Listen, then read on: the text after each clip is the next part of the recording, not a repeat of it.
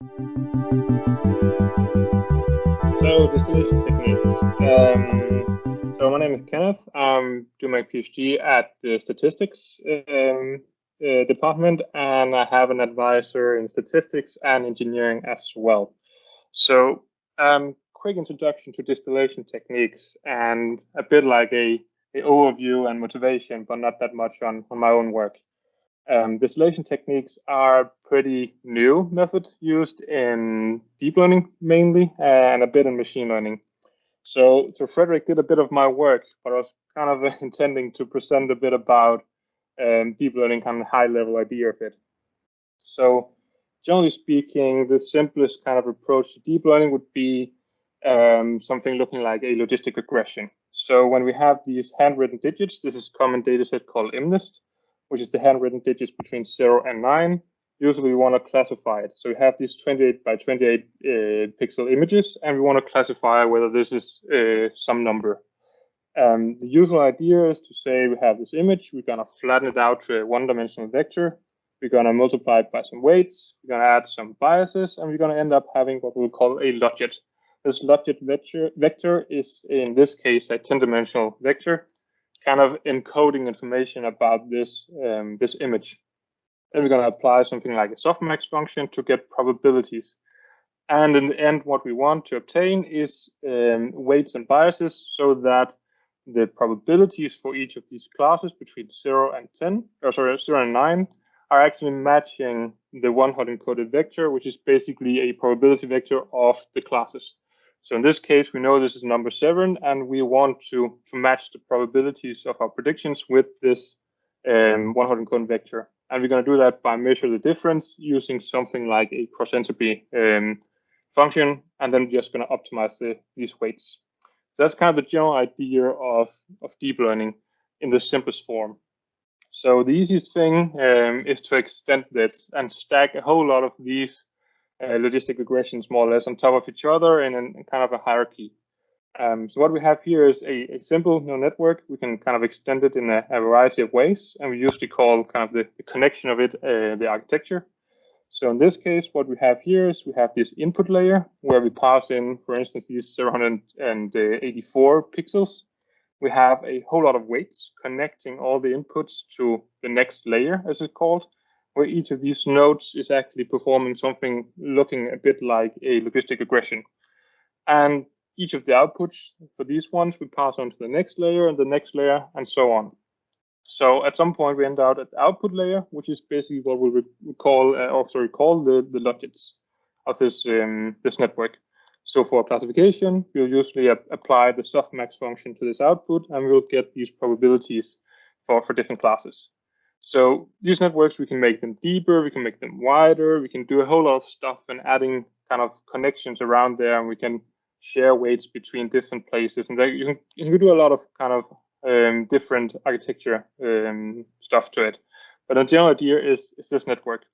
Usually what we'll see is that a larger network, if we have enough data, a larger network would produce better results than a smaller network because the model has a larger capacity, so to speak. And what I'm looking at is what is usually called distillation, knowledge distillation, or sometimes just teacher-student training. And the idea is that we have a large model, we know it works well on some tasks, some data, but we want to compress this model to a smaller network. So a model that might be better to use on mobile devices. It doesn't require as much computations, or just simpler for some in some other sense. So the classical training, as I introduced before, right? We pass in some input, could be the image, through our what is now called a student model. So this is the one we want to train. We'll add the softmax function to it, apply that, and we'll get now what's called hard predictions, which is this green vector in the beginning. And we'll compare it to the one-hot encoded vectors, and we'll get some loss. Usually we'll do this, measure the deviance here, and we'll optimize the student weights. But in this case, we have a teacher model. So the teacher model is working well. It's usually quite huge, but we know that it's doing well on this specific data set. So if we pass the input for this teacher model as well, then we'll get outputs. But if you just apply the softmax to these outputs, we know that it performs so well that it's likely just going to give a one-hot encoded vector or something close to it because it's trained well, right? So what we do now is we use a softmax function where we have this temperature. I'll get back to that in a second, but the idea is that we kind of softening the distribution of these labels. So it's no longer a one-hot encoded vector, but we can actually reveal some information about which classes are similar, because we hope that the teacher has learned this stuff. And we get these soft labels. If we do the same to the student model and kind of adapt the outputs, the logic to this one, we get these soft predictions. And we compare those ones as well, and we just weight these two losses, and we get a final loss. Then we optimize the student weights in order to minimize this loss. So in effect, what we're doing is we're saying that the student model should not just match kind of this ground truth label where we know the class. We also wanted to match kind of the beliefs of this teacher model that is containing some additional information. And it turns out doing this actually allows us to train smaller models so that they perform better than just training the models directly in the classical manner. So we're actually improving the performance in a small model just by matching a teacher model in the procedure.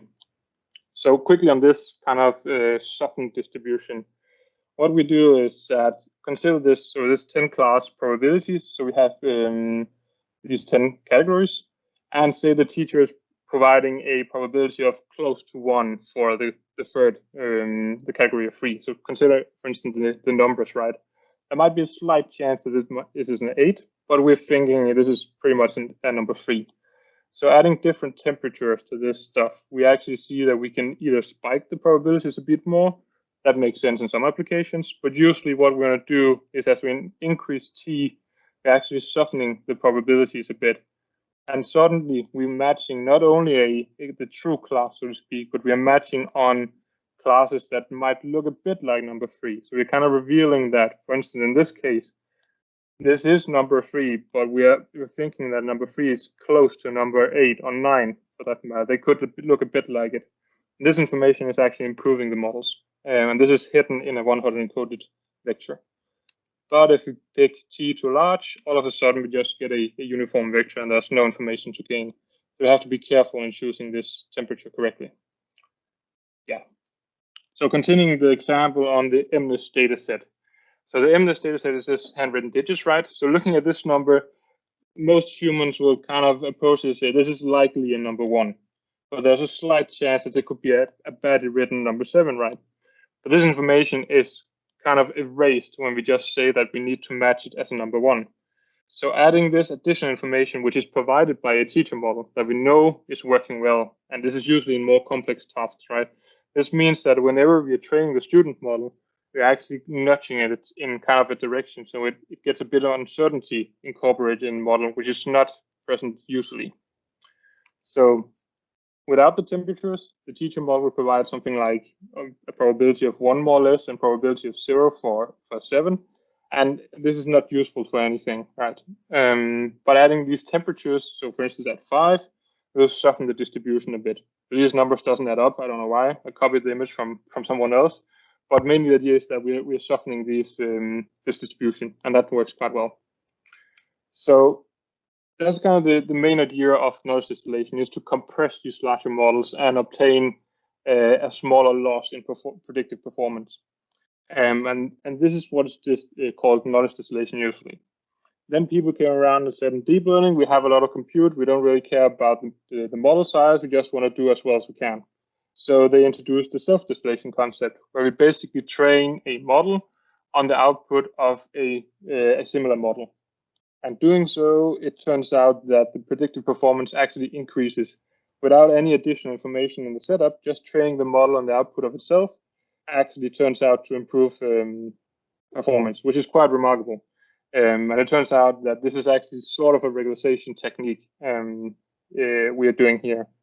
And even more rich people came around and said, what about increasing the size of your students' models, just making them expand the size of those in kind of an iterative way? And increasing the size of the student models actually improve performance even more if we are kind of careful about how we train these models. So they're kind of expanding on the distillation term quite quickly. So it's no more about compressing models, but more or less how can we improve models in general sense. People also looked into how can we kind of transfer different information than what we did in the beginning, right? So when the paper came out in 2015 by Hinton, they said that we want to transfer this softened distribution of the logics. But then people came around and said, what about transferring the geometry of these logics in some sense? What about transferring intermediate activation, so inside the network, if we match on those ones instead? We could also match on the derivatives of the output, right? Because when we begin to match on the derivatives, we're also matching kind of on an infinite amount of points around it, and we match the function in a better way.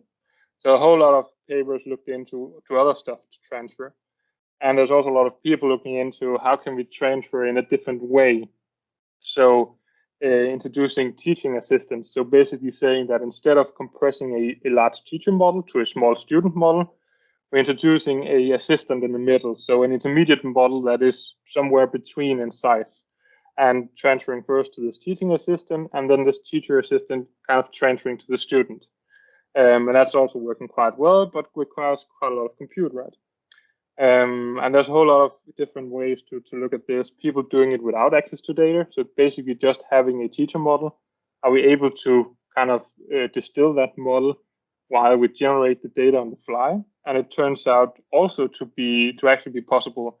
And that also opens up for a lot of concerns in terms of, can we copy kind of industrial corporate models available for customers? Are they able to actually copy the model provided by some company? So there's a lot of kind of methods, and it's turning out to be a quite effective procedure, this knowledge distillation. And my work is mainly about trying this stuff in practice, but also trying to answer, why does this stuff actually work? Because at this point, knowledge distillation works, and it works quite well, but we don't really know what is going on and why it actually works. So I'm hopefully going to enter a bit of that at some point. Yeah, and that was about it.